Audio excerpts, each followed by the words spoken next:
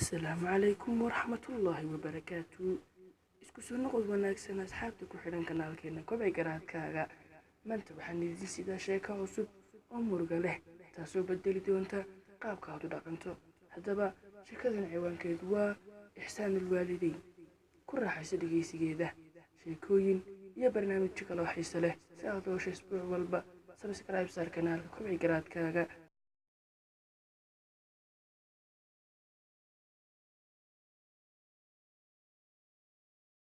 wiil agoon ah ayaa hooyadii ku hababisay diinta islaamka ilaa uu ka baxay jaamacadda helayna shaqo wanaagsan. markii uu doonay inuu guursado waxay kula talisay hooyadii gabadh akhlaaq iyo diin leh ku caawisa inuu ilaahay ka cabsado oo ku gacan qabata si uu jannada u galo. laakiin inanku wuxuu jeclaaday gabadh ay jaamacadda wada dhigan jireen oo ka soo jeeda qoys lacag leh. waxay ahayd mid qurux badan laakiin may ahayn mid alla ka cabsi badan.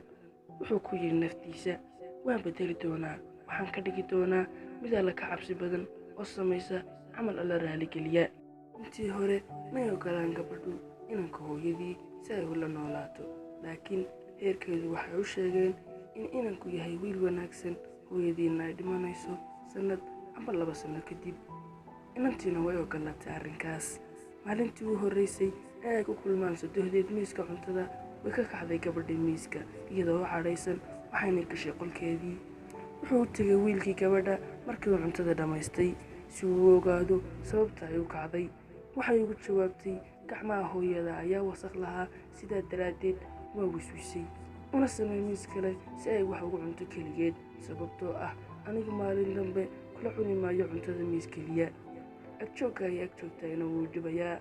wuxuu ku yidhi wiilkii si degan, sida aad og tahay ma laha qofaan aniga ahayn, waana qof weyn una baahna xanaanayntayda. waxay ugu jawaabtay gabadhii, gee goobta lagu xanaanayo dadka waaweyn, haddii aad geen weydo anaa tegaya gurigii waalidkay. wuxuu ugu jawaabay wiilkii isagoo dhoolla caddaynaya, waa fikrad wanaagsan, laakiin aabbaha ayaa la soo hadlay markii aan cuntada la cunayay hooyaday. wuxuu doonayaa inaan gurigiisa tagno berri dhammaanteen, ee maxaa jira? waxay ugu jawaabtay gabadhii, aniga ayaa la hadlay markii aan ka soo kacay miiska, adaana garan doona sababta berri, haddana waan seexanayaa. wuxuu ku soo noqday wiilkii hooyadii. waxay weydiisay, maxaa dhacay hooyo? gabadhu miyay xanuunsan tahay? sidaa daraaddeed ayay cuntada uga kacday. haddii ay xanuunsan tahay ma u yeedhaa dhakhtar? waa khalad inay seexato iyadoo xanuunsanaysa oo gaajaysan. wuxuu ugu jawaabay wiilkii, istaji hooyo, way soo nasanaysaa, inta kadib ayay wax cunaysaa. berri waxaan ku geynayaa meel ay wax kasta isku beddelayaan, laakiin waxaan kaa rabaa inaanad diidin amba aanad igu canaanin ficilkaan sameeyey. waxay ku jawaabtay hooyadii, kaa diidi maayo, sababtoo ah adigu ma samaysid ilaa wuxuu ilaahay raali ka yahay mooye. maalintii xigtay waxay tageen inankii, gabadhii iyo hooyadiiba gurigii inanta aabbaheed. waxaa loo diyaariyey miis cunto ah. kadib inanta aabbaheed wuxuu gooni ula baxay inankii. wuu sheegay inay inantiisu ka murugaysan tahay agjoogidda hooyadii, xaqna ay u leedahay inay keligii la noolaato. wuxuu ugu hanjabay inay inantiisu la noqonayn maanta haddii aanu ogolaan.